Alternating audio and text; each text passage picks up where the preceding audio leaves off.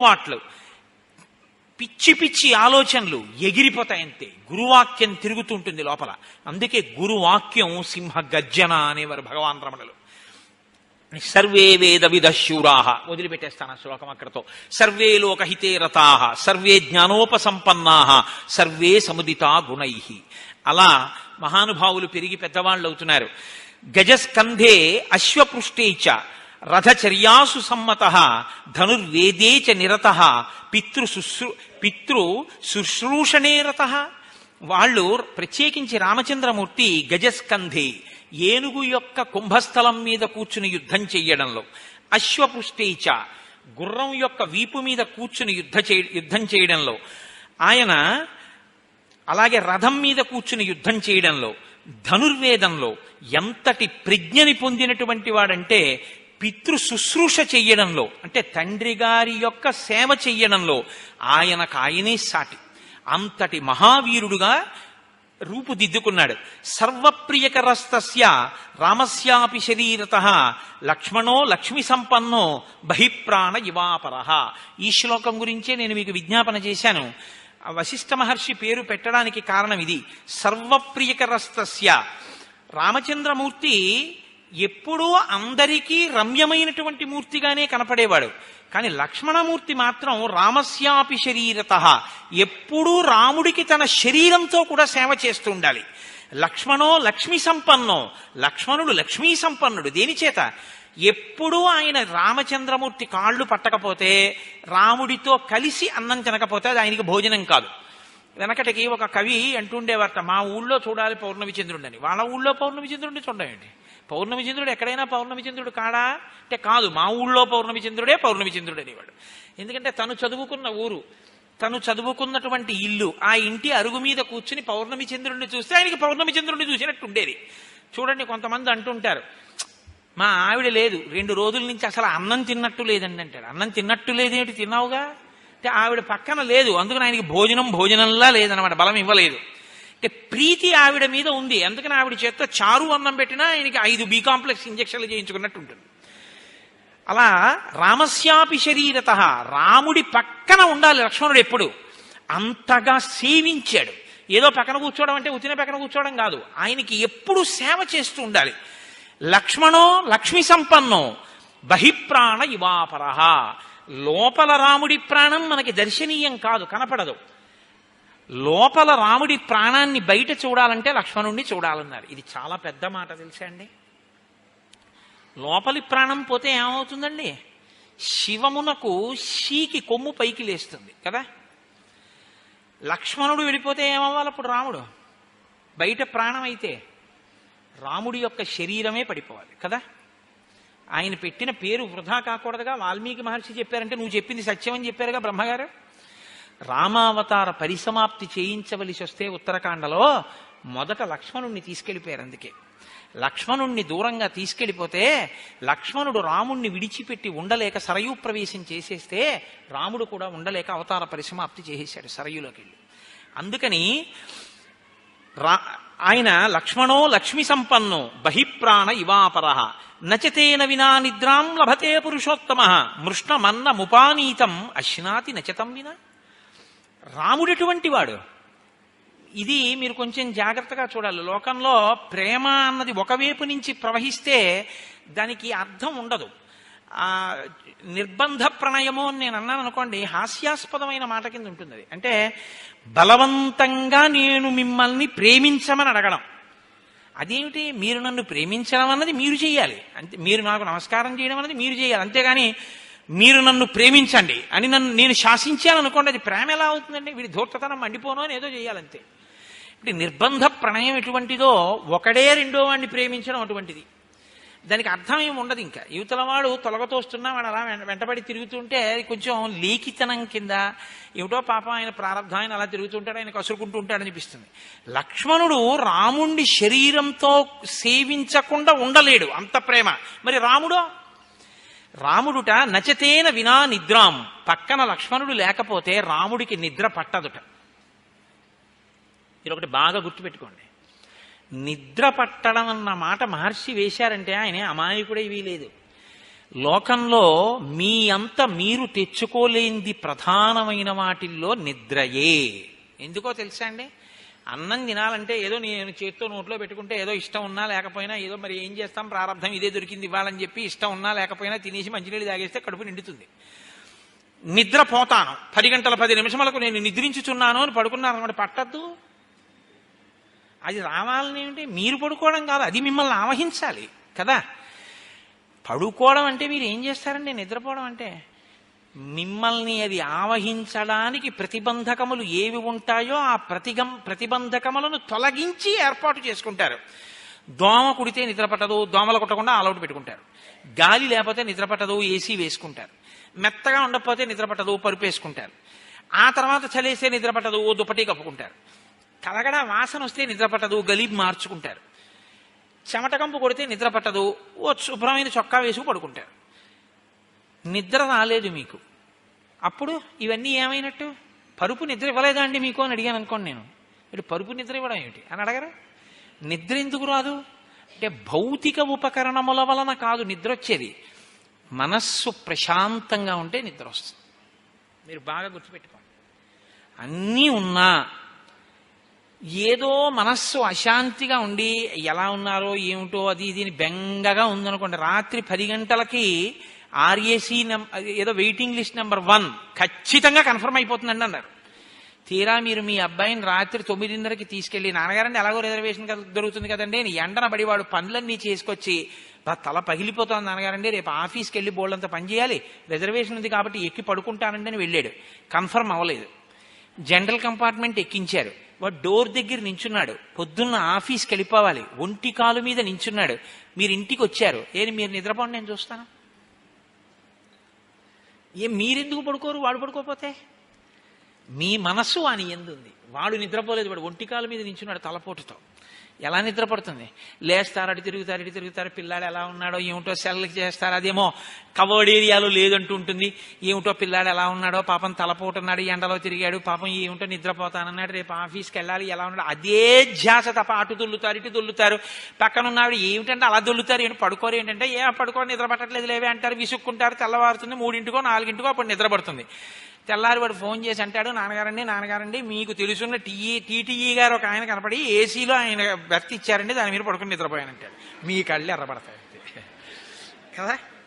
మీకెందుకు నిద్ర పట్టలేదు? మీ మనసుకి శాంతి లేదు. రాముడికి ఎందుకు నిద్ర పట్టదు? లక్ష్మణుడు లేకపోతే. లక్ష్మణుడు పక్కన లేకపోతే శాంతి లేదు. ఎంత గొప్ప శ్లోకాలండి నిజంగా. అంటే ఇప్పుడు రాముడి మనసులో లక్ష్మణుడు ఉన్నాడు, లక్ష్మణుడికి రాముడు ఉన్నాడు. లక్ష్మణుడు సేవించకుండా ఉండలేడు, లక్ష్మణుడి సేవలో అందుకోకుండా రాముడు ఉండలేడు. ఇది వాళ్ళిద్దరిది. అందుకే రామ లక్ష్మణులు అంటాం కానీ రాముడి వెనక భరతుడు పుట్టిన రామభరతులు అనం. ఎప్పుడూ పక్కనే ఉంటాడు. భరత శత్రుఘ్నులు కొన్ని మూర్తులు మీకు కనపడరు, కానీ లక్ష్మణుడు మాత్రం ఎప్పుడూ పక్కనే ఉంటాడు. ఆఖరికి కృష్ణకర్ణామృతంలో లీలాశకుడు ఒక ఆశ్చర్యమైనటువంటి, సరే ఇప్పుడు మళ్ళీ అవన్నీ పట్టుకుంటే ఏమయ్యాను అంటే, సర్వప్రియకరస్తస్య రామస్యాపి శరీరతః లక్ష్మణో లక్ష్మి సంపన్నో బహిప్రాణ ఇవాపరః నచతేన వినా నిద్రాం లభతే పురుషోత్తమః మృష్ణమన్నముపానీతం అశ్నాతి నచితం వినా. అన్నం అక్కడ మధుర పదార్థాలతో ఉన్నప్పటికీ రాముడికి సహించదుట. ఎందుకు సహించదు? లక్ష్మణుడు పక్కన లేడు. లక్ష్మణుడు ఉంటే సంతోషంగా తినేస్తాడు ఏదైనా సరే. పరుపున్న నిద్రపోడు, ఎందుకని లక్ష్మణుడు పక్కన లేడు. ఇది రాముడి మనసులో లక్ష్మణుడి స్థానం. లక్ష్మణుడి మనసులో రాముడి స్థానం అన్నయ్యతో కలిసి తినేయడం కాదు, అన్నయ్య తింటుంటే చూసి తను తినడం, అన్నయ్యకి పెట్టి తాను తినడం. అన్నయ్య పడుకోవడానికి పక్క వేసి దుప్పటి వేసి అన్నయ్య పడుకుని సంతోషంగా పడుకుంటుంటే మెల్లిమెల్లిగా ఇలా రెప్పలు పడిపోతున్న అన్నయ్య కంటి సౌందర్యాన్ని చూసి కాళ్ళు పడుతూ అన్నయ్య కళ్ళు రెప్పలు ఇలా పడి మెల్లగా నిద్రలోకి జారుకున్న తర్వాత అమ్మయ్య అన్నయ్య నిద్రపోయే వరకు కాళ్ళు పట్టానన్న తృప్తితో నిద్రపోవడం. ఇది వాళ్ళిద్దరు. ఎవరు? ఒక తల్లి బిడ్డలు కారు. వాళ్ళ మధ్య ఏర్పడిన అనుబంధం అది. అంటే ఇద్దరి యొక్క ప్రేమ ఎంత గొప్పదో అన్నదమ్ములంటే చూపిస్తున్నారు. మనం రామాయణం చూస్తే రామాయణ శ్లోకం చెప్పుకోవడం కాదు, పెంచి కష్టపడి పెద్ద చేసి ఉద్యోగం వేయించి వృద్ధిలోకి తెచ్చి స్నాతకం చేసి పెళ్లి చేసినటువంటి అన్నగారు ఊళ్ళోకి వచ్చి ఉన్నాడు అని తెలిసినా తమ్ముడు ఆయనకి అన్నం పెట్టేవాళ్ళు లేక కాదు, పిలిచేవాళ్ళు లేక కాదు. అన్నగారు ఊళ్ళోకి వచ్చారని తెలిసి, అన్నగారి వల్ల నేను ఇవాళ ఇంత వృద్ధిలోకి వచ్చానని తెలిసి, అన్న పేరు చెప్పుకుని నేను కొన్ని పనులు చేయించుకుంటున్నానని తెలిసి అన్నని ఇంటికి భోజనానికి కూడా రమ్మని పిలవని ద్రోహులైన తమ్ముళ్ళు ఉన్నారు. అన్నగారు పెద్దవాడైపోతే కంటి ఆపరేషన్ చేయించుకోవడానికి పల్లెటూరు నుంచి పట్నం వచ్చి కంటి ఆపరేషన్ చేయించుకుంటానరా, పొద్దున్నే వస్తాను, ఒక్కసారి ఆపరేషన్ చేయించుకున్న తర్వాత ఒక 2 గంటలు ఉంటాలట, నీ ఇంటికి వచ్చి ఉండి 1 గంటకు వెళ్ళిపోతాను అంటే, అన్నయ్య నేను ఆ రోజు ఇంట్లో ఉండనని చెప్పే తమ్ముళ్ళు ఉన్నారు. సిగ్గుపడమని వచ్చింది రామాయణం. ఒక జన్మకి ఒక తల్లి కడుపున పుట్టేటటువంటి బిడ్డలు, అన్నదమ్ములు, అక్క చెల్లెళ్ళు అన్న ప్రేమ ఆ జన్మకి వాళ్లే. రాముడు అంటాడు, దేశే దేశే కళత్రాని దేశే దేశే చ బాంధవాహ. భార్య, బంధువులు, స్నేహితులు ఎక్కడైనా దొరుకుతారు. ఒక కడుపున పుట్టడం అనేటటువంటిది ఆ జన్మకి అదే. నాకు ఒక విచిత్రమైనటువంటి సందర్భం జ్ఞాపకానికి వస్తుంటుంది. ఒకసారి నేను ఉపన్యాసం చెప్తూ ఎందుకో కాకతాళీయంగా అన్నాను, 50 ఏళ్ళు వచ్చిన తర్వాత అన్నదమ్ములు ఒకళ్ళ ఇంటికి ఒకళ్ళు వెళ్ళడం అంటే ఓ 60 ఏళ్ళో 70 ఏళ్ళో వచ్చే వరకు వెళ్ళగలరు. ఏడాదికి మహా విడితే ఓ 10 రోజులు వెళ్తాడు. ఇంకో 50 ఏళ్ల తర్వాత 70 ఏళ్ల వరకు బతుకుతాడు అనుకుంటే ఇవాళ ఉన్న రోజుల్లో 20 ఏళ్లలో 20 × 10 = 200 రోజులు వెళ్తాడు. 200 రోజుల్లో వెళ్ళినా అక్కడ రాత్రి నిద్రపోతారు కాబట్టి అతను ఇతను కలుసుకుని ఉండేటటువంటిది పగళ్లే కాబట్టి 100 రోజులు. ఇక ఆ 100 రోజుల్లో ఆయన ఆఫీస్కి ఆయన, ఈయన పనుల మీద ఈయన, వాళ్ళ పిల్లలతో ఆయన, ఈయన గొడవలో ఈయన పోను, ఇద్దరూ కలిసి కూర్చుని అన్నం తినడం, ఇద్దరూ కలిసి కూర్చుని మాట్లాడుకోవడం, అందులో ఏ పదోవంతో ఉంటుంది. అంటే ఇక నీ జీవితంలో 50 ఏళ్ల తర్వాత నీ అన్నదమ్ములన్న వాళ్లతో నువ్వు గడిపేటటువంటి సమయాన్ని యథార్థంగా లెక్క వేస్తే ఉండేది 10 రోజులు. దానికి ఎందుకురా అంత మొహం చాటేసుకుంటావు అన్నదమ్ములు కనబడితే అన్నాను. పాపం మర్నాడు ఒక ఆయన మా ఇంటికి పళ్ళబుట్ట పట్టుకుని వచ్చాడు. నా కాళ్ళ మీద పడన్నాడు, మీరన్న మాట నన్ను కదిపేసింది. నేను ఉపన్యాసం నుంచే కారేసుకుని వెళ్ళి మా అన్నయ్యని తీసుకొచ్చి కంటి ఆపరేషన్ చేయించాను. నా పేరు అక్కర్లేదు, నాలో మార్పు వచ్చింది, నన్ను మన్నించండి అన్నాడు. అయ్యా, ఈ ప్రజ్ఞ నాది కాదు, శ్రీరామాయణంది, అందుకిచ్చారు వాల్మీకి మహర్షి. అన్నదమ్ములు ఇలా బతకాలని ఇచ్చారు, మీరు చేసిన పనికి నేను మీకు నమస్కారం చెయ్యాలన్నాను. రామాయణం మనకి నేర్పుతుంది ఎలా బతకాలం. కాబట్టి నచతేన వినా నిద్రాం లభతే పురుషోత్తమ మృష్ణమన్నముపానీతం అశ్నాతి నచితం వినా. రామచంద్రమూర్తి లక్ష్మణమూర్తిని అంత ప్రేమించేవారు. తే యదా జ్ఞాన సంపన్నా సర్వే సముదితా గుణై హ్రీమంత కీర్తిమంతశ్చ సర్వజ్ఞా దీర్ఘదర్శన. సకల గుణ సంపన్నులై చక్కగా పాపపు పని ఏదైనా చెయ్యకూడని పని చెయ్యాలి అంటే ముందు సిగ్గు కలిగేదిట. ఆ సిగ్గు కలగడం అన్నది మంచి లక్షణం. చిచ్చి అటువంటి తప్పుడు పని చేయడమా అని లజ్జ కలగడం. చక్కటి కీర్తి కలిగినటువంటి వాళ్ళు, అన్నీ తెలుసున్న వాళ్ళు, దూరదృష్టి కలిగినటువంటి వాళ్ళు. తస్య చింతయమానస్యా మంత్రి మధ్యే మహాత్మనః అభ్యాగచ్చన్ మహాతేజ విశ్వామిత్రో మహాముని. ఇక్కడ మీరు రామాయణం ఒక మనస్తత్వ శాస్త్రం.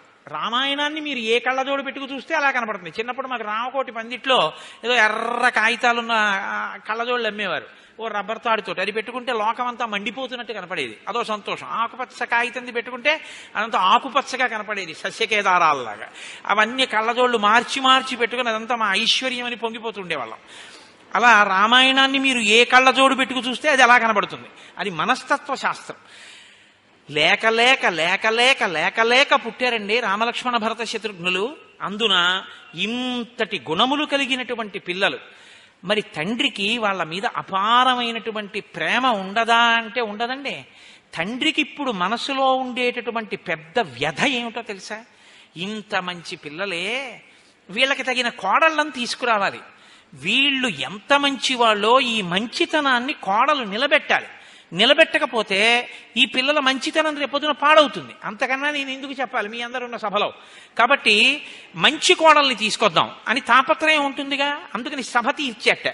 సభ తీర్చి అన్నాడు, తస్య చింతయమానస్యా మంత్రి మధ్యే మహాత్మనః. మంత్రులందరి మధ్యలో కూర్చుని మా రాముడికి తగిన పిల్లని వెతకండి, మా లక్ష్మణుడికి తగిన పిల్లని వెతకండి, మిగిలిన బిడ్డలిద్దరికీ తగినటువంటి పిల్లల్ని వెతకండి అని మంత్రులతో మాట్లాడుతున్నాడు. ఇంతలో వచ్చేట ఎవరు? అభ్యాగచ్చన్ మహాతేజ విశ్వామిత్రో మహాముని. మామూలుగా చెప్పలేదు మహర్షి, అభ్యాగచ్చన్ వచ్చారు. ఎవరు? మహాతేజ, ముందు పేరు చెప్పలేదు, అపారమైనటువంటి తేజో రాశి. విశ్వామిత్రో మహాముని, మహాముని అయినటువంటి విశ్వామిత్రుడు వచ్చాడు.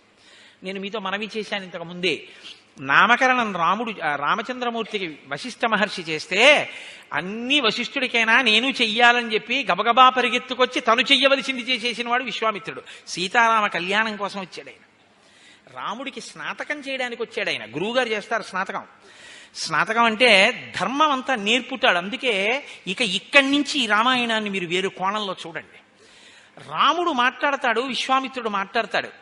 విశ్వామిత్రుడు రాముణ్ణి వెంట తిప్పుకొని మాట్లాడి చెప్పిన విషయాలు ఏవి ఉన్నాయో అవే భావి రాముణ్ణి తీర్చిదిద్దే. అదే రామ జీవితం మీదంతా ప్రభావం చూపించాయి. అంత గొప్పగా మాట్లాడాడు, అంత గొప్పగా తీసుకెళ్లి నేర్పాడని. విశ్వామిత్రుడు కలవక ముందు రాముడు ఒకటి, విశ్వామిత్రుడు కలిశాక రాముడు ఒకటి. ఆయన వచ్చారు అన్న విషయాన్ని అక్కడ ఉన్నటువంటి ద్వారపాలకులు చూశారు. ఆయన అన్నాడు వచ్చి, నేను గాధిసుతుణ్ణి, కుశికపుత్రుణ్ణి, కౌశికుడు అంటారు, నేను విశ్వామిత్రుణ్ణి, నేను అంతఃపురంలో రాజదర్శనం చెయ్యాలనుకుంటున్నాను, వెళ్ళి మీ ప్రభువుకి చెప్పన్నారు. వాళ్ళకి కూడా విశ్వామిత్రుడన్న పేరు వింటే కించిత్ ఉలికిపాటు. ఎందుకంటే ఆయన బ్రహ్మర్షిత్వాన్ని పొందకముందు అదే పనిగా శాపాలు విడిచిపెట్టాడు. వాళ్ళు పరిగెత్తుకుంటూ అంతఃపురంలోకి వెళ్ళారు. వెళ్ళి దశరథ మహారాజుకి చెప్పారు, అయ్యా విశ్వామిత్ర మహర్షి వచ్చారు, రాజద్వారం దగ్గర నిలబడి ఉన్నారు, లోపలికి వస్తానంటున్నారు. సరే రమ్మను అనవలసిన వ్యక్తి కాదు, అందరినీ అలా రమ్మనకూడదు, తాను పరిగెత్తాలి. సింహాసనం మీద ఉన్న ప్రభు అయినా సరే ఆయన తేజస్సు అటువంటిది, మహాతేజాహ. సంకల్పం చేస్తే ఇంకో లోకాన్ని సృష్టించాడు. దశరథుణ్ణి పడగొట్టడం పెద్ద లెక్క కాదు. కాబట్టి ఇప్పుడు పరిగెడుతున్నాడు, ప్రభు అంతటి వాడు కూడా. పరిగెత్తుకుంటూ వెళ్ళి చూశాడు. వాల్మీకి మహర్షి గొప్పతనం ఎక్కడ ఉంటుందంటే, చూసిన వాడి కళ్ళల్లోంచి మీకు చూపిస్తారు. ఎవరు చూశారు అక్కడ విశ్వామిత్రుడిని? ఆ గుమ్మం ముందు నిలబడి ఉన్న విశ్వామిత్రుడిని చూసిన వారెవరు? దశరథ మహారాజు గారు చూస్తున్నారు. దశరథ మహారాజు గారి కళ్ళల్లోంచి మీకు విశ్వామిత్రుడిని చూపిస్తారు. అంటే మీరు పరకాయ ప్రవేశం చేసి నించోవాలి. పరిగెత్తుకుంటూ వెళ్ళి చూసేటప్పటికి అక్కడ నిలబడి ఉన్నట్ట. ఎలా ఉన్నట్టు ఆయన చూస్తే, తం దృష్ట్వా జ్వలితం దీప్త్యా తాపసం సంసితవ్రతం ప్రహృష్టవదనో రాజా తతోర్ఘ్యం ఉపహారయత్. ఆయన జ్వలిస్తున్నటువంటి శిఖ అగ్నిశిఖ ఎలా ఉంటుందో, ఒక హోమగుండంలో నీతితో తడిపినటువంటి ఆ సమిధని తీసుకెళ్లి వేసినప్పుడు ఒక జ్వాల, ఒక అగ్నిశిఖ పైకి లేస్తే ఎలా ఉంటుందో అలా ఉన్నట్ట తేజస్సుతో ఆయన్ని చూడగానే ప్రహృష్టవదనం, అబ్బా ఎంతటి మహానుభావుడు, ఇటువంటి మహాపురుషుడు రావడమే చాలు, ఈ భావన కలిగింది విశ్వామిత్రుడికి. అంతవరకు నిజంగా ధన్యుడు, చాలా గొప్పవాడు దశరథుడు.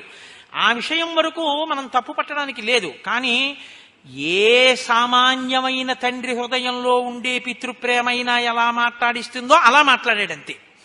కాబట్టి ఇప్పుడు చాలా సంతోషపడిపోయి ఇదమర్ఘ్యం అని గబగబా అర్ఘ్యం ఇచ్చాడు, పాద్యం ఇచ్చాడు, పలకరించాడు. మీరు క్షేమంగా ఉన్నారా? మీరు రాజర్షి, ఎంత తపస్సు చేశారు, బ్రహ్మర్షి అయ్యారు, మహానుభావ, మీ అంతటి తేజోమూర్తి ఎక్కడున్నారు?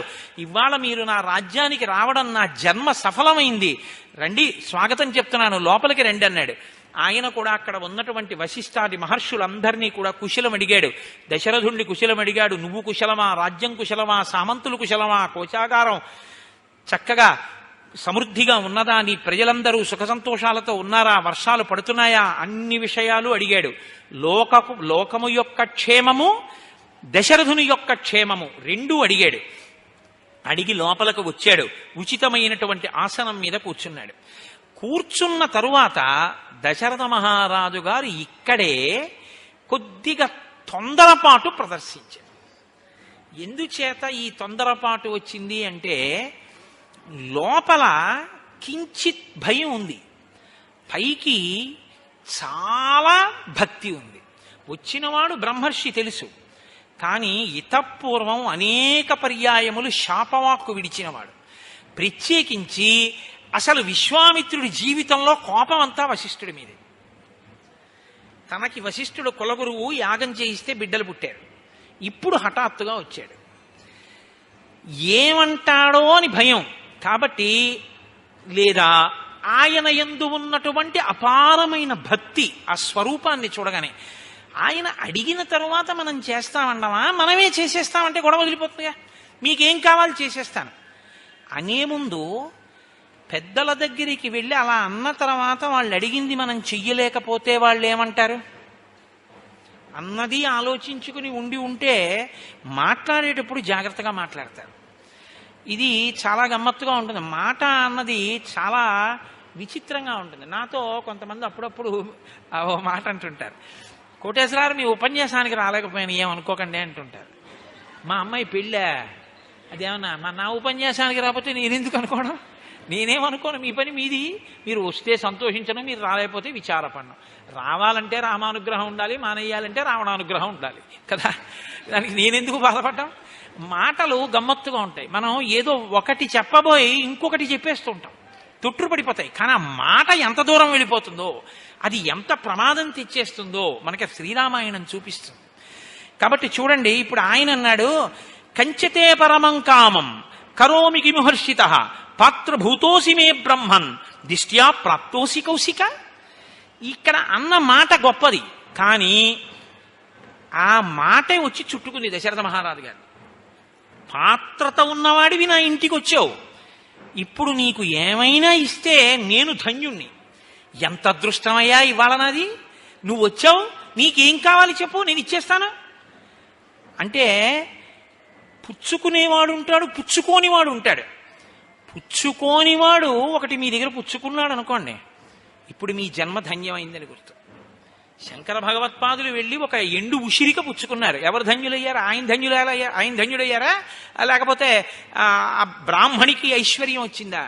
ఊరక రారు మహాత్ములు వారథముల ఇండ్ల కడకు వచ్చుటలెల్లన్ కారణము మంగళములకు మీరొచ్చుట శుభము మాకు నిజము మహాత్మా అంటారు భాగవతంలో. ఈశ్వరుడు ఎప్పుడైనా జ్ఞాపకం పెట్టుకోండి, అనుగ్రహించాలనుకునే ముందు చాలా గొప్ప కోరిక ఏదైనా వాళ్ళకి తీర్చాలి అనుకుంటే తన ఎందు విపరీతమైన భక్తి ప్రపత్తులు ఉన్నవాడు అనవసరంగా ఎప్పుడూ ఎవరి దగ్గరికి వెళ్ళి ఏది చెయ్యి చాపి యాచించని వాణ్ణి మీ దగ్గరికి వచ్చి మీరు పెట్టింది తిని మీ దగ్గర మంచినీళ్లు తాగి మీ దగ్గర ఏదో ఉపకారాన్ని పొందక తప్పనిసరి పరిస్థితుల్లో పొందేటట్టుగా చేస్తాడు. ఎందుకు చేస్తాడో తెలుసా అండి? అనుకోకుండా వస్తాడు ఆయన. వచ్చి చాలా దాహంగా ఉందయ్యా కాసిన మంచినీళ్ళు ఇవ్వండి అంటాడు. మీరు ఆయనకి మంచినీళ్ళు ఇచ్చిన దానికి ఈశ్వరుడు పొంగిపోతాడు. నన్ను నమ్ముకున్న వాడికి ఇంట మంచినీళ్లు దొరికాయి అంతే 7 తరాల ఐశ్వర్యం ఇస్తాడు. ఏదో ఇవ్వాలంటే ఈశ్వరుడు తాను పుచ్చుకోవడం కాదు, తనని నమ్ముకున్న మహాభక్తుణ్ణి పంపిస్తాడు. అది పాత్రత. ఆ చేతిలో పడిందనుకోండి మీ ద్రవ్యం, మీ సంపత్తి ఏదో ఆయన ఉపయోగానికి పనికొచ్చింది. ఓ గ్లాసుడు మంచినీళ్లు మీ ఇంట్లో ఆయన తాగారు. ఓ రోజు వచ్చి ఆయన మీ ఇంటి అరుగు మీద కూర్చున్నారు. ఆయన మీ ఇంట్లో ఉండి అబ్బా చాలా సంతోషంగా ఉందండి అన్నారు. అంతే. ఇప్పుడు ఎవరు సంతోషిస్తారో తెలుసా అండి? మీరు యజ్ఞం చేస్తే సంతోషిస్తాడో లేదో తెలియదు, కానీ దీనికి మాత్రం ఈశ్వరుడు పరమ ప్రీతి చెందేస్తాడు. ఇది పాత్రత. ఇది అక్కడ పెట్టింది 1000 రూపాయలే, ఇక్కడ పెట్టింది 1000 రూపాయలే ఉండొచ్చు. అక్కడ పెట్టింది అంటే నా ఉద్దేశం ఎవరినో ఉద్దేశించి నేను ఈ మాట అంటలేదు. కానీ ఒక శంకర భగవత్పాదుల చేతిలోకి ఒక ఎండు ఉసిరికాయ పడ్డానికి ఇంకొకళ్ళకి 10,000 రూపాయలు ఇవ్వడానికి తేడా లేదండి. చాలా తేడా ఉంటుంది రెండింటికి. పాత్రత చెయ్యటువంటిది. అది ఎప్పుడు ఇలా చాపి ఎరగని చెయ్యి, అది పుచ్చుకోదలాగా, దానికి అలవాట్లేదు, అది ఇలా చాపది అరగదేది. అటువంటి చెయ్యి పుచ్చుకోవలసి వచ్చింది. ఈశ్వరుడు ఆ పరిస్థితిని సృష్టించాడు. పుచ్చుకుంటే తప్ప నడవని స్థితి ఆయనకి. అందుకని పుచ్చుకున్నాడు. గ్లాసుడు మంచినీళ్ళు పుచ్చుకున్నాడు. పుచ్చుకోకపోతే ఆయన ప్రాణం పోతుంది. తాగాడు. మంచినీళ్లు మీ ఇంట్లో తాగాడు. ఈశ్వరుడు మీకు 7 తరాలకి సరిపోయే ఐశ్వర్యం ఇచ్చేస్తాడు. మీరు ఆయననే తిరస్కరించారు. మంచినీళ్ళ మజ్జిగ వెళ్ళమనన్నారు. ఉత్తర క్షణంలో ఐశ్వర్యం భ్రష్టమైపోతుంది. జ్ఞాపకం పెట్టుకోండి. వ్యతిరిక్త ఫలితం కూడా అలాగే ఉంటుంది. మహాత్ముల మనసు సంతోషించినా అంతే, మహాత్ముల మనసు ఖేదపడినా అంతే. కాబట్టి ఇప్పుడు అంటున్నాడు, ఈ ఖేదపడుతుందేమో అన్న కోణాన్ని విస్మరించాడు. నీ వంటి పాత్రత కలిగిన వాడు నా ఇంటికి వచ్చాడు, నా భాగ్యం కదూ, ఏమిమ్మంటావు చెప్పు, నేను ఇచ్చేస్తానంటున్నాడు. పాత్రభూతోసి మే బ్రహ్మన్ దిష్ట్వా ప్రాప్తోసి కౌశిక ఆద్యమే సఫలం జన్మం జీవితంచ సుజీవితం. చాలా పెద్ద మాట అండి రామాయణంలో. అద్యమే సఫలం జన్మం, నా జన్మ సఫలమైపోయింది. ఈ శరీరంతో ఉన్నందుకు ఇవాళ నేను ఒక భాగ్యాన్ని పొందాను. నిన్ను చూశాను, నువ్వు మా ఇంటికి వచ్చావు, ఇప్పుడు నువ్వు ఏదో అడుగుతావు, నేను ఇచ్చేస్తాను. చాలు, ఈ శరీరంతో ఉన్నందుకు ఈ చేత్తో నేను ఇస్తున్నాను అని ఇవ్వగలుగుతున్నాను. ఇంకింతకన్నా నాకేం కావాలి? నా జన్మ సఫలమైపోయింది. నేను ఇప్పుడు ఇంట్లో లేను, క్షేత్రంలో ఉన్నాను. ఎందుకో తెలుసా? నువ్వు ఎక్కడికొచ్చావో అక్కడికి నీ తపశ్శక్తి వల్ల నీ క్షేత్రం అవుతుంది. కాబట్టి నా ఇల్లు క్షేత్రమైంది నీ వల్ల. మహానుభావ, నా అదృష్టం, నీకేం కావాలి చెప్పు, నేను ఇచ్చేస్తానన్నాడు. ఏమైనా మాట్లాడుతున్నాడా విశ్వామిత్రుడు? ఇది ఇద్దరికీ తేడా. చెప్పని చెప్పని అని వింటున్నాడు. బాగా అననిచ్చాడు అననిచ్చాడు అననిచ్చాడు, అన్నీ విని అన్నాడు, అవునులే, ఇక్ష్వాకు వంశంలో పుట్టావు, సత్యధర్మములను అనుష్ఠించావు, ధర్మాత్ముడవని 3 లోకములలో ఖ్యాతి గణించావు, వశిష్ఠుడికి శిష్యుడివి, వశిష్ఠుడి దగ్గర పాఠాలు నేర్చుకున్నావు. ఇప్పుడు గురువు గారికి కూడా పడింది. ఎందుకంటే ఇప్పుడు కాదన్నాడు అనుకోండి, ఆ గురువు గారి పేరు పోతుంది. ఇదా నువ్వు నేర్పింది?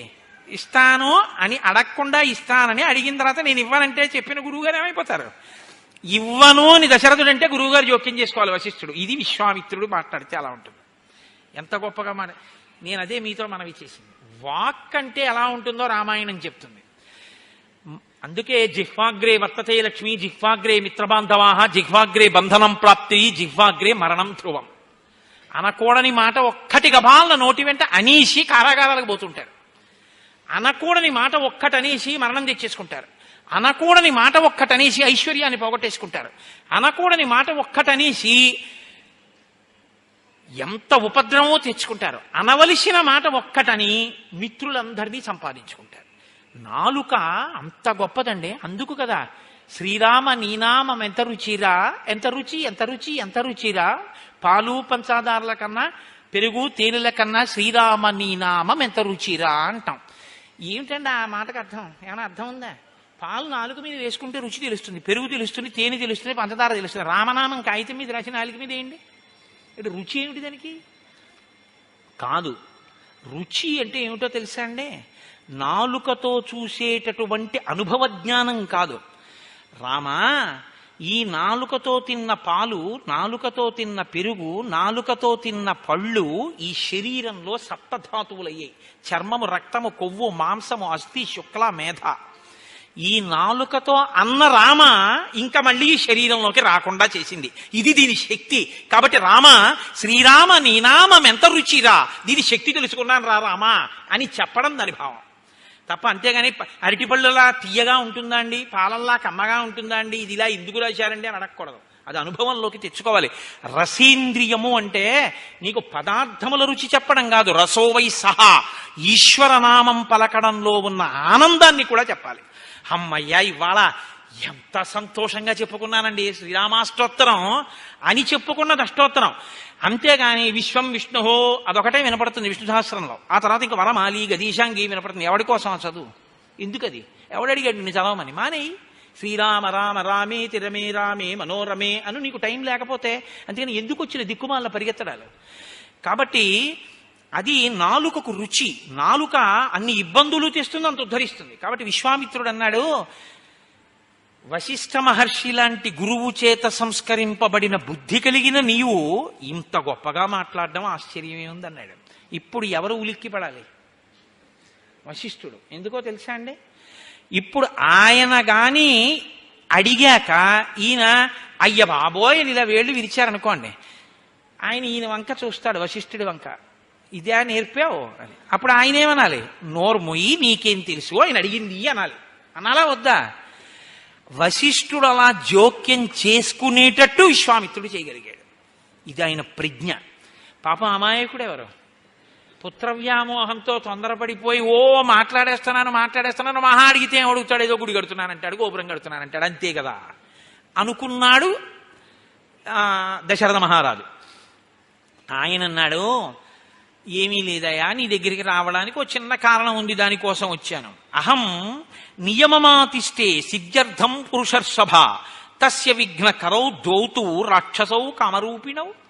నేను సిద్ధి కొరకు ఒక యాగం చేస్తున్నాను. ఆ సిద్ధి కొరకు యాగం చేస్తున్నప్పుడు 2 రాక్షసులు కామరూపంలో వస్తున్నారు. వాళ్ళు రూపం మార్చుకుని వస్తున్నారు, విఘ్నం కల్పిస్తున్నారు. దానివల్ల యజ్ఞం పూర్తవట్లేదు. ఎన్ని మాటలు యజ్ఞం చేసినా విఘ్నం వస్తోంది. అందుకని నేను మళ్ళీ లేచిపోవలసి వస్తోంది. అయితే అలా ఎందుకు లేచిపోతున్నావు? నువ్వు బ్రహ్మర్షివి కదా, నువ్వు ఒక్క సంకల్పం చేసి శాపం విడిచిపెడితే వాళ్ళు చచ్చిపోతారుగా. నువ్వు పూర్తి చేసుకోగలవుగా యాగం అంటే ఏమైనా నేను కోప్పడతాను శాపాలు పెడతాను అనుకుంటున్నావేమో. ఇప్పుడు అది మానేశాను, నేను బ్రహ్మర్షిని, నాకు అంతటా ఈశ్వరుడు కనపడుతున్నాడు. అందుకని ఆయన అన్నాడు, నచమే క్రోధముత్సృష్టం బుద్ధిర్భవతి పార్థివ తథా భూతాహి సాచర్య నశాపస్తత్ర ముచ్యతే. నేను కోపంతో శాపం విడిచిపెట్టకూడదు ఆ యజ్ఞంలో, అందుకని నేను శపించట్లేదు. అందుకని వాళ్ళు ఏం చేస్తున్నారంటే యజ్ఞభంగం చేసేస్తున్నారు. అందుకని ఇప్పుడు ఆ వచ్చినటువంటి వాళ్ళు యజ్ఞభంగం చేసే సమయంలో ఆ ఇద్దరిని చంపడానికి మీ అబ్బాయిని నాతో పంపించన్నాడు. స్వపుత్రం రాజశార్దూల రామం సత్యపరాక్రమం. నీ కొడుకున్నాడే రాముడు సత్యపరాక్రముడు, చాలా తేజోవంతుడు. కాకపక్షధరం శూరం జ్యేష్టం మే దాతుమర్హసి. అదిగో ఆ జులపాల జుత్తుతో ఉన్న రాముడున్నాడే గొప్ప అందగాడు, వాణ్ణి నాతో పంపించు, వాడిని తీసుకెళ్తాను, వాడు చంపుతాడు ఆ ఇద్దరు రాక్షసుల్ని అని. రామస్య రాజ్యశార్దూల నపర్యాప్తౌ మహాత్మన నచ పుత్రకృత స్నేహం కర్తుం అర్హసి పార్థివ. ఇప్పుడు దశరథుడు ఏం ఆలోచిస్తాడో కూడా పరకాయ ప్రవేశం చేసి విశ్వామిత్రుడు చెప్పేస్తున్నాడు. అమ్మో మా అబ్బాయిని పంపించడమా అండి అనకు. అనద్దంటున్నానో తెలుసా? నీకేం తెలుసో తెలుసా? నీ కొడుకన్న విషయం ఒకటే తెలుసు తప్ప ఆయనెవరో నాకు తెలుసు. నేను పంపించమంటున్నాను, నువ్వు పంపించేసేయి. నువ్వేమడిగితే అది ఇస్తానన్నావు, నేను అడిగాను, ఇచ్చేసేయి. తప్ప పుత్రుడి మీద స్నేహంతో ఆయన మీద ప్రీతితో అయ్య బాబోయ్ ఇస్తే ఏమైపోతుందో అని ఇవ్వడం మాత్రం మానకు. అహంతే ప్రతిజానామి హతౌ తౌ విద్ధి రాక్షసౌ. నీకు నేను ప్రతిజ్ఞ చేసి చెప్తున్నాను, రాముణ్ణి నాతో పంపు, రాక్షసులు మరణించినట్టు అని చెప్పాడు. అంటే ఏమిటి? రాముడు క్షేమంగా ఉంటాడనే కదా. నువ్వు దేనికి భయపడాలి? రాముడికి ఏమైనా అవుతుందేమో అని. రాక్షసులు మరణిస్తారు, నేను ప్రతిజ్ఞ చేస్తున్నానన్నాడు బ్రహ్మర్షి. విశ్వాసం అంటే, శ్రద్ధ అంటే, భక్తి అంటే ఏమిటండి? ఎదురుగుండా వచ్చి అర్ఘ్యం ఇవ్వడం పాద్యం ఇవ్వడం కాదు, ఆయన చెప్పిన దాని మీద నమ్మకం ఉంచడం కదా. ఇప్పుడు చెప్పాడుగా, ప్రతిజ్ఞ చేసి చెప్తున్నానన్నాడుగా. పైగా ఇంకొక మాట చెప్పాడు, నువ్వు ఇంకా అనుమానపడుతున్నావేమో రాముణ్ణి పంపడానికి. అహం వేద్మి మహాత్మానం రామం సత్యపరాక్రమం వశిష్ఠోపి మహాతేజ ఏచేమే తపసి స్థితాః. రాముడెవరో నీకు తెలియదు. తెలియక నువ్వేమనుకుంటున్నావంటే పిల్లాడు నా కొడుకు, వాడేమిటి రాక్షసుల్ని చంపడం ఏమిటి, పంపడం ఏమిటి, బాబోయ్ అటు దిటైతే అని అమంగళాన్ని ఆలోచిస్తుంది. ఇది ఎందుకు ఆలోచిస్తుందని విశ్వామిత్రుడు చెప్పగలిగాడో తెలుసా అండి? నేను అందుకే మీతో మనవి చేశా, రామాయణం మనస్తత్వ శాస్త్రము అని. మీకు ప్రీతి ఎక్కువ అయిపోతే అమంగళాన్ని అది భయపడుతుంది. బాగా గుర్తుపెట్టుకోండి. నా కొడుకు మీద నాకు విపరీతమైన ప్రీతి అనుకోండి, 8ంటికి రావలసిన వాడు 8:45 అయిపోయినా రాలేదనుకోండి, వీడిని సైకిల్ స్పీడ్గా తొక్కద్రా, బ్రేకులు సరిచేయించుకోరా అంటే ఆ బ్రేకులు సరిచేయించుకోడు, స్పీడ్గా తొక్కుకొచ్చేస్తాడు. ఈ మధ్యన ఎక్కడేమో పెద్ద గొయ్యి తవ్వారు, అది కప్పట్లేదు, వీడు అటువైపు నుంచే వస్తాడు, ఏమైందో ఏమో అంటాడు. ఆ గోతులో పడిపోయాడో, కింద పడిపోయాడో, కాళ్ళు విరిగిపోయాయో, చేతులు విరిగిపోయాయో, హాస్పిటల్కి తీసుకెళ్లారో అనలేడు. మనసు అంగీకరించాక ఏమైందో ఏమో అంటాడు. అంతేగాని మాస్టర్ బహుశా 9 వరకు కూడా లెక్కలు నేర్పుతున్నాడు, ఉత్సాహంగా నా కొడుకు వింటుంటాడు అంటాడేంటి? అతి ప్రీతి అమంగళాన్ని ఊహించి భయపడుతుంది. కాబట్టి ఇది కనిపెట్టాడు. లేక పుట్టిన పిల్లలు కదండి, బెంగ పెట్టుకుని పంపిస్తే ఏమైనా అయిపోతాడు అనుకుంటున్నావేమో. అలా బెంగ పెట్టుకోకు. అహం వేద్మి మహాత్మానం రామం సత్యపరాక్రమం. రాముడు సత్యపరాక్రముడయ్యా, రాముడెవరో నాకు తెలుసు. నువ్వు అలా అంటున్నావు కానీ నువ్వు అనుకున్నది నిజమని ఎలా అనుకుంటాను అంటావేమో. వశిష్ఠోపి మహాతేజ ఏతే మే తపసి స్థితాః. నాకెంత తెలుసో వశిష్ఠుడికి అంత తెలుసు. అడుగు, నీ కొడుకేనో లేకపోతే ఇంకేమన్నానేమో రాముడు అడుగు, చెప్పేస్తాడు వశిష్ఠుడు. ఆయన విష్ణు అన్న విషయం మాకు తెలుసు, నీకు తెలియదు, వచ్చిన గొడవ. కాబట్టి వశిష్ఠుడికి తెలుసు. పోనీ నేను చెప్తే నమ్మవు, వశిష్ఠుడు చెప్తాడు నమ్ముతావా? ఇక్కడున్న తాపసులు చెప్తారు నమ్ముతావా? మేమందరం చెప్తున్నాం, నీ కొడుకు కేవలం నీకు నీ కొడుకులా కనపడుతున్నాడు. నీ కొడుకు కాకుండా ఆయన ఇంకోటి, ఆయన సత్యపరాక్రమం, ఆయన పరాక్రమానికి అడ్డు లేదు. పంపవయ్యా. ఇదితే ధర్మలాభంచ యశశ్చ పరమం భువి స్థితం ఇచ్చసి రాజేంద్ర రామం మే దాతుమర్హసి. నువ్వు రాముణ్ణి నాతో పంపావా, భూమి మీద ధర్మం నిలబడుతుంది, ఆయనకి అపారమైనటువంటి కీర్తి కలుగుతుంది. రాముడు ఎన్నిటిని పొందుతాడో నాతో వచ్చిన తర్వాత నువ్వు చూద్దువుగనివి, పంపించు. యది యనుజ్ఞాః కాకుత్సా దదతే తవ మంత్రిణః వశిష్ఠ ప్రముఖాః సర్వే తతో రామం విసర్జయ. నీ చెప్పానని పంపించద్దు. వశిష్ఠుడిని అడుగు, నాతో పంపించచ్చో పంపించకూడదు. విశ్వామిత్రుడితో పంపించడానికి అడ్డేమిటండి అని నీకు అనిపిస్తే అప్పుడు పంపించు. నీ మంత్రుల్ని కూడా అడుగు, వాళ్ళు కూడా పంపమంటేనే పంపించు. పోని నా ఎదురుగుండా మాట్లాడడానికి భయమా? పక్కకి తీసుకెళ్ళి అడుగు కులగురువుని, పంపించమంటే పంపించు, లేకపోతే వద్దు. ఇన్ని చెప్తున్నాడు. ఎవరు అడగకుండా ఇచ్చేస్తానన్నాడో వాడు ఇచ్చే స్థితిలో లేదు తీరా అడిగాక అని విశ్వామిత్రుడు కనిపెట్టాడు. ఇన్ని చెప్తున్నాడు పంపించమని, ఇప్పుడు నిలబడగలడా మాట మీద? సరే రామా వెళ్ళిపో అని అనలేడు. ఎందుకు అనలేడో చెప్తాడు తప్ప నేను పంపుతానని మాత్రం అనలేడు. ఇది పుత్రవ్యామోహం అంటే, ఇది పుత్రేష. దశరథుడు మాత్రం ఎలా అతీతుడండి, లేక బిడ్డల్ని కన్నవాడు, అందున ధర్మాత్ముడు సుగుణాభిరాముడు, ఏమని పంపిస్తాడు పిల్లాన్ని? ఆయన బాధ ఆయింది. దశరథుడిని చూస్తే జాలే వేస్తుంది పాపం ఒక్కొక్కసారి. కాబట్టి ఈ మాటలు చెప్తే దశరథుడు అన్నాడు, ఊనషోడశ వర్షో మే రామో రాజీవలోచన నయుద్ధయోగ్యతాం మస్య పశ్యామి సహరాక్షసై.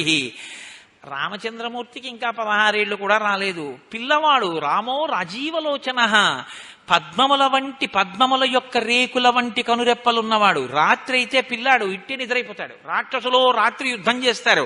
ఇంత చిన్న పిల్లాడు రాక్షసులతో యుద్ధం ఎక్కడ చేస్తాడండి? పైగా ఆయనకేమి ఇంకా అస్త్రాలు శస్త్రాలు అవి ఏమీ రావు. వాళ్ళు టక్కులు టమారాలు గారడీలు మాయా విద్యలు రాత్రులు యుద్ధాలు అన్ని వచ్చిన వాళ్ళు కామరూపులు. వాళ్లతో పిల్లాడా యుద్ధం చేస్తాడు? చెయ్యలేడు. నా మాట వినండి. బాలో అకృత విద్యశ్చ నచవేత్తి బలాబలం నచాస్త్ర బల సంయుక్తో నచయుద్ధ విశారద నచాసౌ రాక్షసాం యోగ్య కూటయుద్ధాహితే ధ్రువం విప్రయుక్తో హి రామేణ ముహూర్తమపి నోత్సహే జీవితుం మునిషార్దూలా నరామం నేతుమర్హసి. షష్టిర్వర్ష సహస్రాణి మమ జాతస్య కౌశిక దుఃఖే నోత్పాదితశ్చాయం నరామం నేతుమర్హసి. ఎందుకు కొడుకుని పంపించచ్చో విశ్వామిత్రుడు చెప్తున్నాడు, ఎందుకు పంపలేడో దశరథుడు చెప్తున్నాడు. ఇప్పుడు ఎవరు ఏదైనా ఇచ్చేస్తానన్నవాడు ఆయన అంటున్నాడు, మీరు దయతలచండి, పిల్లాడు ఏం తెలీదు, యుద్ధానికి వస్తే ఏమైనా అయిపోతాడు. రాక్షసులతో యుద్ధం వాడి వల్ల కాదు. బొత్తిగా 16 ఏళ్లు కూడా లేవు. ఇంకొకటి చెప్పనా, నాకు 60,000 సంవత్సరాల వయస్సు. అక్కడ చెప్పుకుంటున్నాడు షష్టిర్వర్ష సహస్రాణి, 60,000 సంవత్సరాల వయస్సు వచ్చాక ఇక పిల్లలు పుట్టరు అనుకుంటున్నప్పుడు పుట్టాడు సుగుణాభిరాముడు. అటువంటి కొడుకుని విడిచిపెట్టి ముహూర్త కాలం కూడా నేను బతకలేను, వాడిని చూడకుండా ఉండలేను, అందుకని నా దగ్గర నుంచి వాడిని తీసుకెళ్ళిపోకండి అన్నాడు. అంటే మీకు ఏ అనుమానం వచ్చి ఉంటుందో, కొంతమందికి నాకు తెలిసి 60,000 సంవత్సరాలు బ్రతకడం ఏమిటండి అని అనుకోవచ్చు. యుగాల్లో ఒక్కొక్క యుగంలో ఆయు ప్రమాణం ఒక్కొక్కలా ఉంటుంది.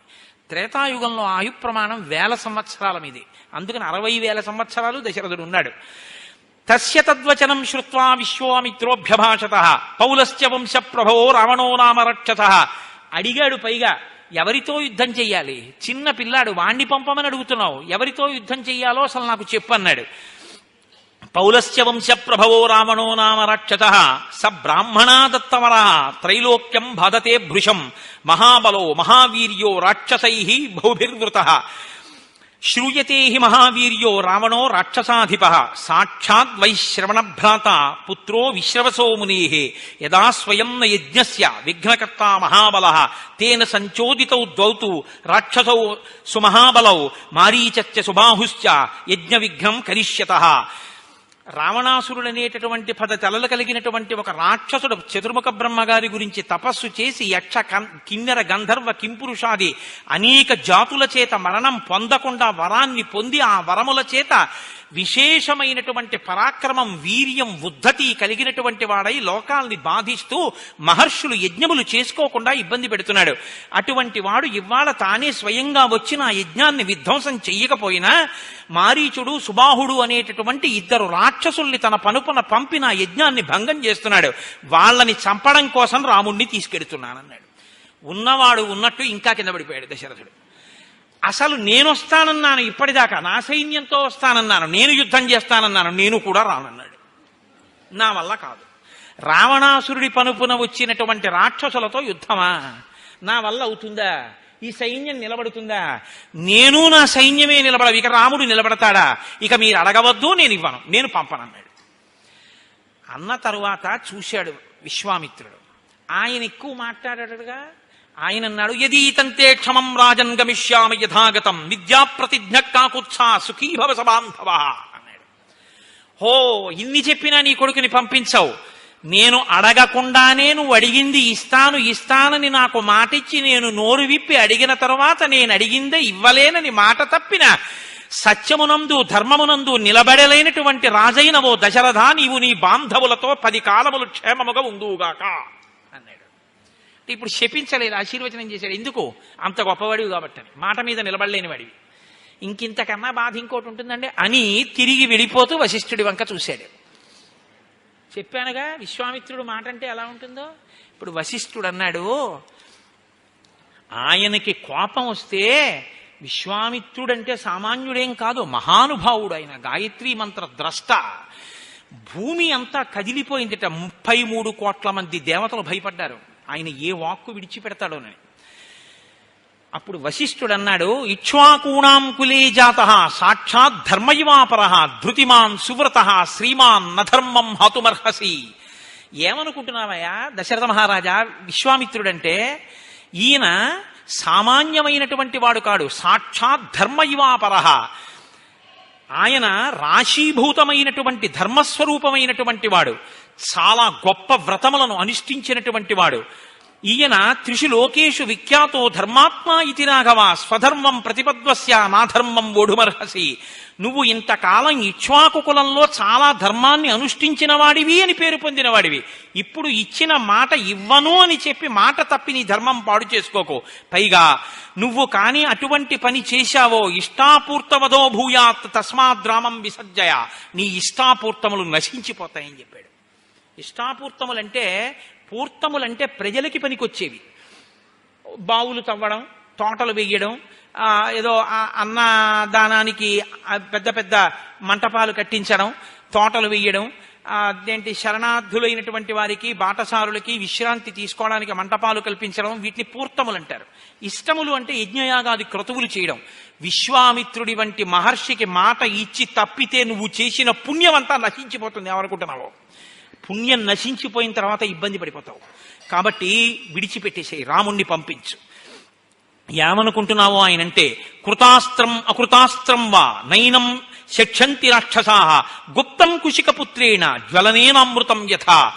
విశ్వామిత్రుడితో నువ్వు రాముణ్ణి పంపించావా, రాముడికి అస్త్రశస్త్రములు తెలిసి ఉండని తెలియకపోని పర్వాలేదు, అమృత భాండాన్ని అగ్నిహోత్రం కాపాడితే ఎలా ఉంటుందో అలా రాముడికి ఏ ఆపద రాదు. ఏష విగ్రహవాన్ ధర్మ, ఏష వీర్యవతాం వరః, ఏష బుద్ధ్యాధికో లోకే తపసశ్చ పరాయణం. విశ్వామిత్రుడంటే సామాన్యుడు అనుకుంటున్నావు. రాశీభూతమైనటువంటి తపస్సు, రాశీభూతమైన ధర్మం, రాశీభూతమైన పరాక్రమం. లోకంలో ఇంకా ఆయన కన్నా బుద్ధిమంతుడు లేడు. అంతటి మహానుభావుడు. ఆయనకి వృషాశ్వుడు అనబడేటటువంటి ఒక రాజు దక్ష ప్రజాపతి కుమార్తెలతో కలిసి తనకి జన్మించినటువంటి అనేక అస్త్రశస్త్రములను ఈయన రాజుగా ఉండగా ధారపోసేశాడు. ఈయనకి తెలుసున్నన్ని అస్త్రశస్త్రములు లోకంలో ఎవ్వరికీ తెలియవు. ఆయన అసలు ఇక్కడికి ఎందుకు వచ్చాడో తెలుసా? ఆయన యజ్ఞాన్ని ఆయన రక్షించుకోలేక కాదు. ఈ మిష పెట్టి నీ కొడుకుని తీసుకెళ్లి తన దగ్గర ఉన్నటువంటి ధనుర్వేదాన్నంతటిని రాముడికిచ్చి లోకంలో రాముడితో సమానమైన వీరుడు లేడు అన్న రీతిలో తయారు చేయడానికి వచ్చాడు మహానుభావుడు. ఇంటికొచ్చిన శిరిని వదులుకుంటున్నావు, పంపవయ్యా విశ్వామిత్రుడితో. తేషాం నిగ్రహణే శక్తః స్వయం చ కుశకాత్మజ తవ పుత్ర హితార్థాయ త్వాం ఉపేత్యాభియాచతే. అడిగినట్టు అడిగిన వాడిని రామచంద్రమూర్తిని ఆయనతో పంపించు అన్నాడు. ఇప్పుడు వశిష్ఠుడి యొక్క మాట వినగానే అమ్మో ఇంత ఉపకారం చేయడానికి వచ్చాడా అనుకున్నాడు. కొడుకుని పిలవండి అనలేదుట. ఇప్పుడు గబగబా లేచాడు. తథావశిష్టే బ్రవతి రాజా దశరథస్తుతం ప్రహృష్టవదనో రామం అజుహావస లక్ష్మణం. లక్ష్మణ సహితుడైన రాముణ్ణి తీసుకురావడానికి దశరథ మహారాజు గారు స్వయంగా తానే అంతఃపురంలోకి వెళ్ళాడు. కౌసల్యతో చెప్పాడు. ఇద్దరూ కలిసి ఆశీర్వచనం చేశారు. ఆ కొడుకుని తీసుకొచ్చాడు. సపుత్రం మూర్ధ్యుపాఘ్రాయ రాజా దశరథ ప్రియం దదౌ కుశికపుత్రాయ సుప్రీతేన అంతరాత్మన. ఇప్పుడు ఇచ్చేటప్పుడు మనసులో ఏమీ వ్యగ్రత లేదు, చాలా సంతోషంగా. సపుత్రము మూర్ధ్యుపాఘ్రాయ, పిల్లవాడికి పిల్లకి ఒక వయసు వచ్చిన తరువాత శరీరం మీద ఎక్కడ పడితే అక్కడ ముద్దు పెట్టకూడదు. ఆశీర్వచనం తండ్రిది ఏమిటంటే 2 చెంపలు పట్టుకుని శిరస్సు వంచి మూర్ధన్య స్థానమునందు ముద్దు పెట్టుకోవాలి. రామాయణం ధర్మశాస్త్రం కాబట్టి వంచి దశరథుడు రాముణ్ణి మూర్ధన్య స్థానమునందు ముద్దు పెట్టి పంపించాడు. పుష్పవృష్టిర్మహత్సాసీత్ దేవదుంధిమినిస్వనై శంఖదుంధిమిర్ఘోష ప్రయాతేతు మహాత్మని. విశ్వామిత్రుడితో రాముడు వెళ్ళడం అన్న ఘట్టం శ్రీరామాయణంలో ఎంత గొప్పదో మీరు తెలుసుకోవడానికి సాక్ష్యం ఇదే. రామచంద్రమూర్తి విశ్వామిత్రుడితో కలిసి రాముడి వెనక లక్ష్మణుడు, ఎందుకంటే రాముడిని విడిచి ఉండడు కదా, ఇద్దరూ విశ్వామిత్రుడితో కలిసి బయలుదేరితే దేవదుందుబులు మోగేయట. దేవతలందరూ హర్షంతో సంతోషించారట. అప్సరసలు నాట్యం చేశారట. పుష్పవృష్టి కురిసిందిట. అంతఃపురంలో శంఖ భేరీ నాదములు మిన్నుముట్టేయట. మహానుభావుడు రాముడు లక్ష్మణుడు ఇద్దరూ విశ్వామిత్రుడి వెంట వెడుతున్నారు. వాల్మీకి మహర్షి ఎంత పొంగిపోయారంటే ఇటొక తూణీరం 2 బాణతూణీరాలు కట్టుకున్నారు రామలక్ష్మణులు. మధ్యలో తలకాయ, ఇటొక తూణీరం. ముందు విశ్వామిత్రుడు నడిచి వెడుతున్నాడు. ఈ చేత్తో కమండలం, ఈ చేత్తో బ్రహ్మదండం పుచ్చుకుని ఆయన నడుస్తున్నాడు. వెనక రామలక్ష్మణులు నడుస్తున్నారు. వాల్మీకి మహర్షి అన్నారు, ఈ 2 తూణీరాలు మధ్యలో తలకాయతో 3 తలల పావులు 2 విశ్వామిత్రుడి వెంట వెడితే ఎలా ఉందో అలా ఉన్నది ఆ సన్నివేశం. కాదుట, చతుర్ముఖ బ్రహ్మగారు కమండలం దండం పట్టుకుని ముందు నడిచి వెడుతుంటే వెనక 2 అశ్వినీ దేవతలు రూపలావణ్యం ఉన్న వాళ్ళు నడిస్తే ఎలా ఉంటుందో అలా ఉందిట ఆ సన్నివేశం. కాదుట, పరమశివుడు తపో దురంధరుడు మహానుభావుడు, ఆయన దర్శనమే మంగళకరం. అటువంటి పరమశివుడు బ్రహ్మదండాన్ని కమండలాన్ని పట్టుకుని హిమవత్ పర్వతం మీద నడుస్తుంటే కుమారస్వామి 2 రూపాలు ధరించి ఆయన వెనక నడుస్తుంటే ఎలా ఉంటుందో అలా ఉందిట ఆ సన్నివేశం. అలా నడిచి వెడుతున్నారట. ఎక్కడికి వెడుతున్నాం గురువుగారు, మనం ఎంత దూరం నడవాలి గురువుగారు అడగలేదు. ముందు విశ్వామిత్రుడు నడుస్తున్నాడు, వెనక రామలక్ష్మణులు నడుస్తున్నారు. ఇది గురు శుశ్రూష అంటే. గురువుగారు వెడుతున్నారు, మనం వెడుతున్నాం అంతే. గురువుగారికి తెలుసు మన ఎక్కడ ఆపాలో, గురువుగారికి తెలుసు మనకేం పెట్టాలో. వెళ్ళిపోతున్నారు. వెళ్ళాడు. ఒక్కసారి వెనక్కి తిరిగి చూశాడు పిల్లలు ఇద్దరి వంక. 2 పిల్లలు ఇలా నవ్వుతూ చూశారు. అప్పటి వరకు ఇలా ముట్టుకుని గురువుగారే ఎక్కడికి వెళ్తున్నాం గురువుగారు, ఇంకా ఎంత నడవాలి గురువుగారు, ఏమీ అడగలేదు. చిన్న పిల్లలు, పూర్వం ఎప్పుడు అలా నడిచిన వారు కారు, అంత కష్టపడిన వారు కాదు. ఎంత గురుభక్తిరా వీళ్ళకి, నా వెంట ఎలా నడిచి వచ్చేస్తున్నారా, రథాల్లో వెళ్ళవలసిన వాళ్ళు, గుర్రాల మీద వెళ్ళవలసిన వాళ్ళు, ఏనుగుల మీద అంబారీలో తిరగవలసిన వాళ్ళు నా వెంట నడిచి వచ్చేస్తున్నారు. వెనక్కి తిరిగి చూశాట. ఇది గురువు అంటే. కడుపు నిండిపోయింది. అబ్బా ఏమి శిష్యులు రా నా శిష్యులు అనుకున్నట్ట. తన వెంట నడిచి వచ్చినందుకు ఎక్కడికి అని అడగనందుకు గురువుగా విశ్వామిత్రుడు రాముడికి ఇచ్చిన కానుక ఏమిటో తెలుసా అండి?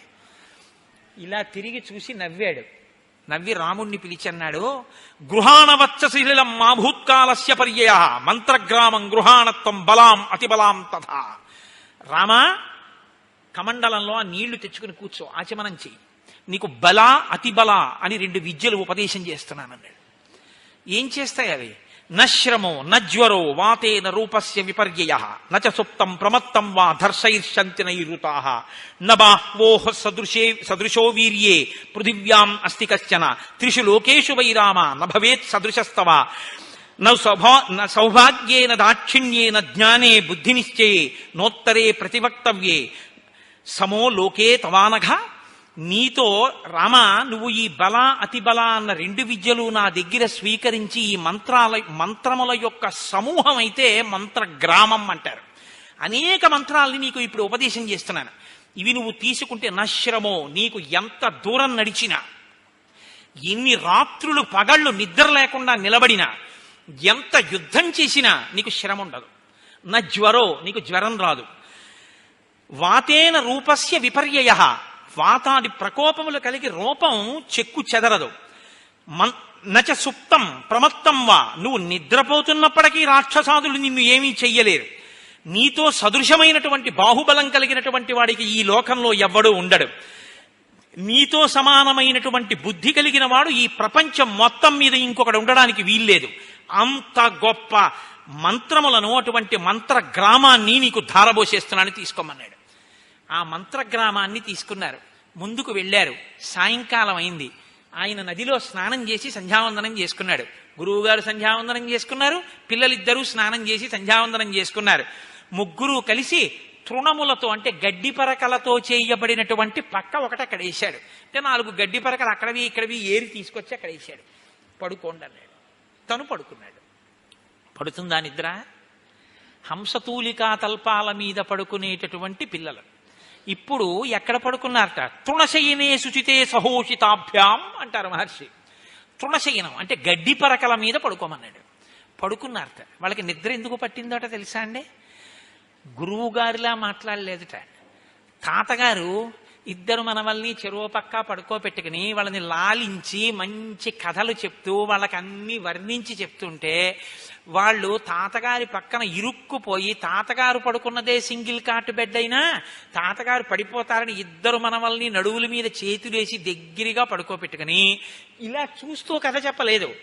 వీధిలో పడుకున్నారు. వేసవికాలం ఆకాశం వంక చూసి, ఆ ఆకాశం చూశారా, ఆ నక్షత్రాలు చూశారా, ఆ సప్తర్షి మండలం చూశారా, అందులో వశిష్ఠుడని ఉంటాడు. మహానుభావుడు ఎంత గొప్పవాడో తెలుసా వశిష్ఠుడు?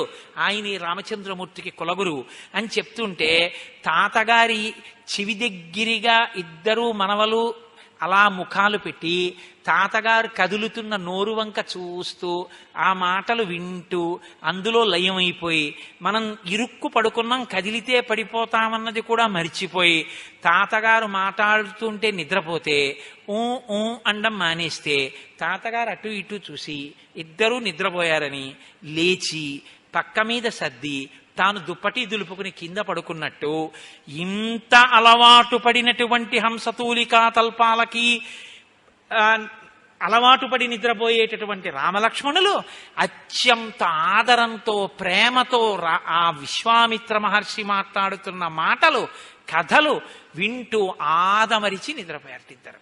నిద్రపోతే విశ్వామిత్ర మహర్షి కూడా నిద్రపోయారట. ఏమి రామాయణం అండి! కళ్ళకి కట్టిస్తారు మహర్షి. గురువు యొక్క ప్రేమ అంటే ఎలా ఉంటుందో చూపిస్తారు. అది గురువు అంటే. ఆదరంతో దిగవలసిన చోట దిగిపోతాడు, ఎక్కవలసిన చోట పైకెక్కుతాడు. ఆ ఆరోహణ అవరోహణలలో శిష్యుణ్ణి పైకెక్కిస్తాడు. జారిపోకుండా తనతో తిప్పుకుంటాడు. సామాన్యుళ్ళే ఉంటాడు.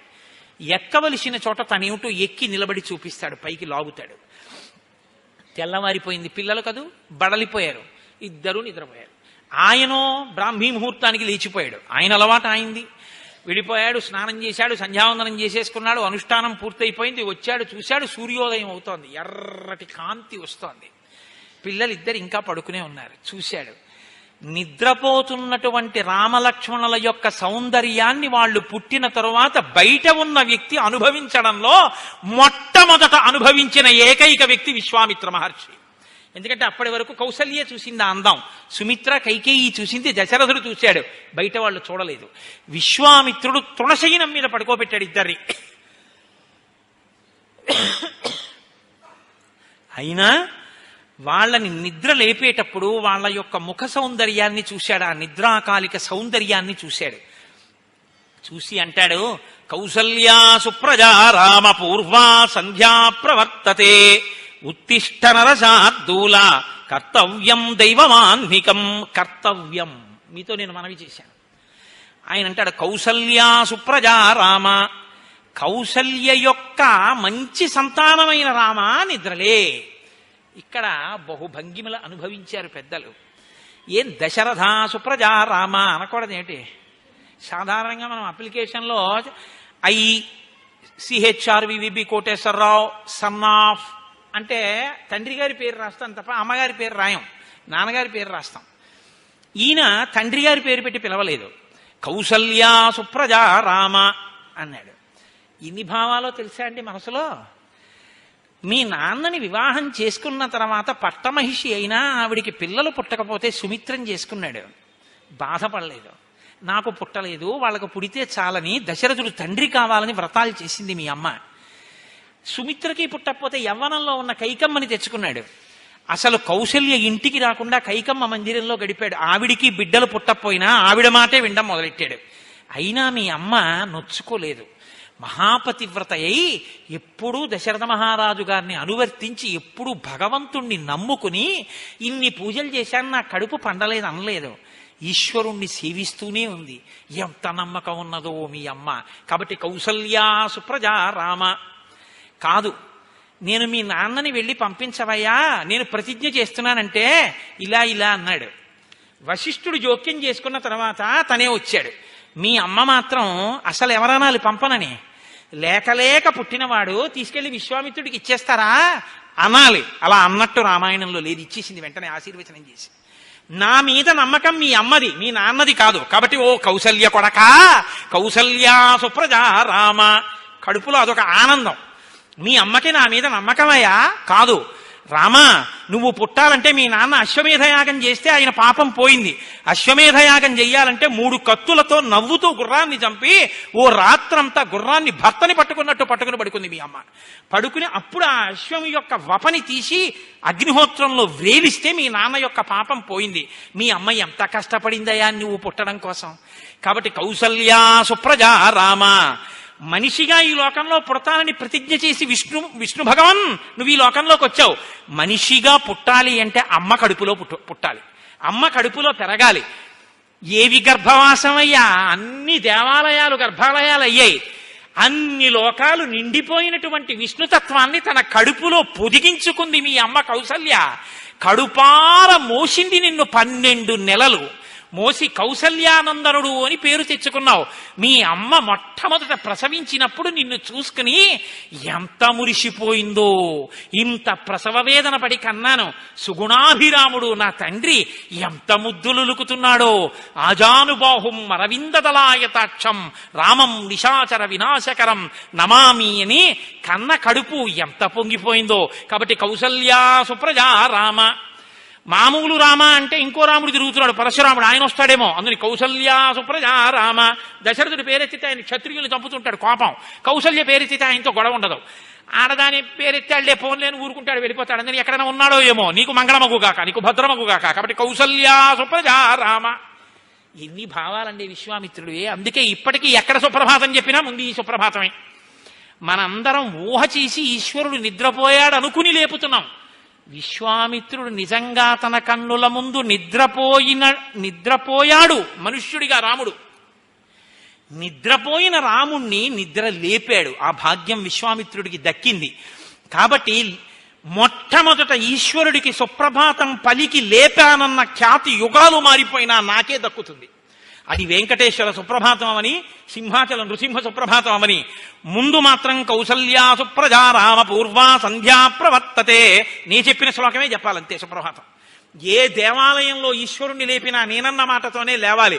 ఆ అదృష్టాన్ని నేను నా సొంతం చేసుకుంటున్నాను. ఇలా సొంతం చేసుకోవడానికి మీ అమ్మ నిన్ను కని నాకు ఇచ్చింది, లేకపోతే నాకు ఎక్కడ దక్కుతుంది. కాబట్టి కౌసల్యా సుప్రజా రామ. ఇన్ని భావాలుట కడుపులో, ఎంత సంతోషమో ఆయనకి. కౌసల్యా సుప్రజా రామ పూర్వా సంధ్యా ప్రవర్తతే.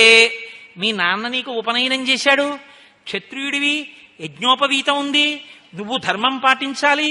ధర్మం అంటే ఏమిటో లోకానికి చూపించడానికి వచ్చినటువంటి వాడివి. ధర్మం అంటే తెలుసుకోవడం కాదుగా, అనుష్ఠించడంగా.